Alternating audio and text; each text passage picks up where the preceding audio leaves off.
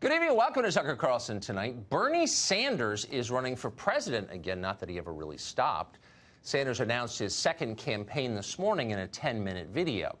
Before you drop everything and watch it, take half a moment to appreciate just how much America and the Democratic Party have changed over the past 4 years. Pull up Sanders' first presidential announcement speech. It was May 26, 2015 in Burlington, Vermont. Sanders looked a lot different then. But the second thing you'll notice if you watch it is how familiar his words sound. It's spooky. Virtually all of the themes in Sanders' announcement speech, his first one, are what in the end got Donald Trump elected president. The collapse of the middle class, the crushing cost of health care and student loans, the pointlessness of perpetual war in the Middle East, the distorting effect of Washington lobbyists and donors, the swamp, the dangers of corporate power, the need for better jobs and higher wages for Americans, the generational disaster that is our trade policy. It's all there, everything but build a wall. Sanders is often described as a 1970s-era socialist, and that's basically true. He honeymooned in the Soviet Union. He looks like he combs his hair with a balloon. But if you listen carefully, what Bernie Sanders was really selling in the last campaign was not Marxism, it was economic populism, and an awful lot of people agreed with it. Many of them wound up voting for Donald Trump in the general election. In case you've forgotten, here's what Bernie Sanders sounded like back then. I am fighting to break up the large banks on Wall Street. But I do want the opportunity to tell them face to face what their greed and illegal behavior has done to this country. If Wall Street does not end its greed, we will end it for them. Well, you could disagree about whether Wall Street and the big banks are really driving America's decline, like all politicians. Sanders was and is an overstater.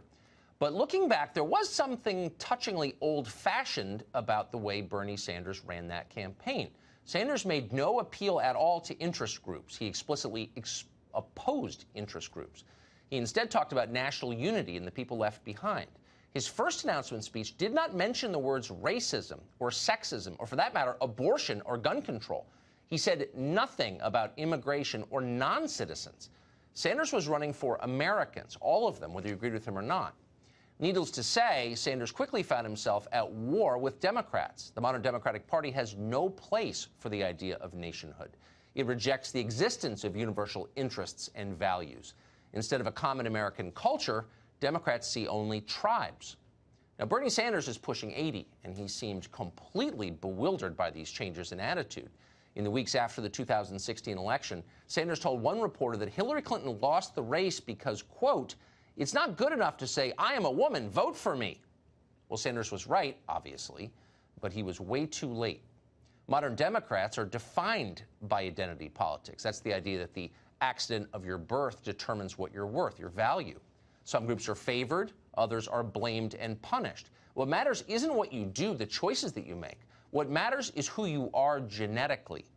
By the time Brett Kavanaugh was nominated to the Supreme Court 6 months ago, Democrats had made this entirely explicit. Women across this nation should be outraged at what these white men senators are doing to this woman. This is all gross strategizing from 11 old white men. It's a white man strategy that is politically dumb, in my opinion. These people in Congress right now, in that Senate Judiciary Committee, these white men, old, by the way, are not protecting women. Old white men. Not a favored group in the modern Democratic Party, to put it mildly. And yet Bernie Sanders is undeniably all three of those things. So how do you win the nomination of a party that hates you for qualities you can't change? Bernie Sanders is not the only Democrat facing this dilemma, far from it, nor is he the only one to realize that there's really only one solution. You have to embrace identity politics. Getting woke is the only option. So Bernie Sanders has done just that. Here's a clip from his second presidential announcement video released today. Our campaign is about transforming our country and creating a government based on the principles of economic, social, racial, and environmental justice. Our campaign is about redoubling our efforts to end racism, sexism, homophobia, religious bigotry, and all forms of discrimination. So that's the new Bernie Sanders, and he seems a lot smaller than the old version. Instead of saving America from predatory global capitalism, Sanders plans to save us from Donald Trump's racism and sexism. Okay, let's say he does that. What then? Racism and sexism aren't actually the biggest problems that America faces. Sorry, not even close, actually. Growing economic stratification and a dying middle class, those are the biggest problems. But nobody in Washington wants to talk about those things, and why would they? People in Washington are richer than ever. Any change to the status quo is a threat to them by definition. It's much better for them to have the population squabble over unresolvable questions of identity. A nation that's arguing about skin color is not asking how a tiny group of people is now flying private while almost everybody else has gotten poorer. So identity politics is a tactic designed to prevent conversations dangerous to the ruling class, obviously. It's also a way for some of the most privileged people in America to recast themselves as victims. Cory Booker, for example. Cory Booker went to Stanford, Oxford, and Yale. His parents were IBM executives. Booker has spent most of his career in the Senate carrying water for his fellow privileged people, his peers on Wall Street.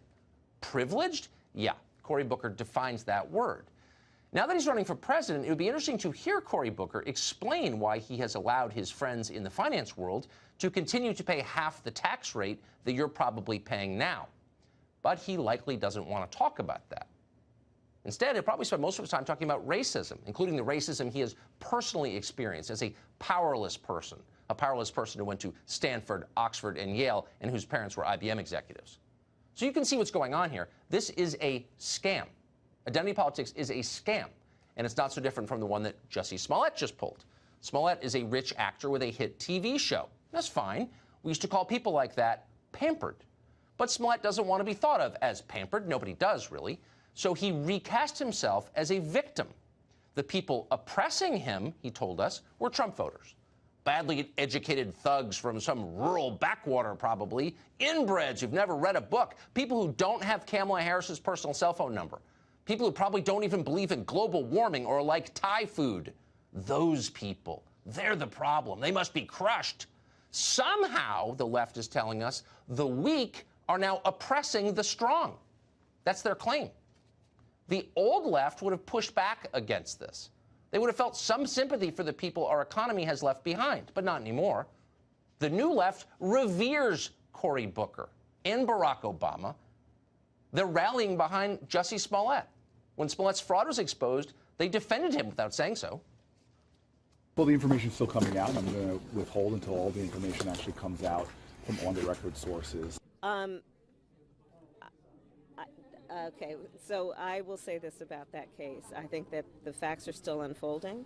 Once the investigation is concluded, then we can all comment, but I'm not going to comment until I know the outcome of the investigation.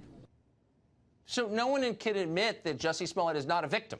He's a rich guy who played the victim and blamed other people.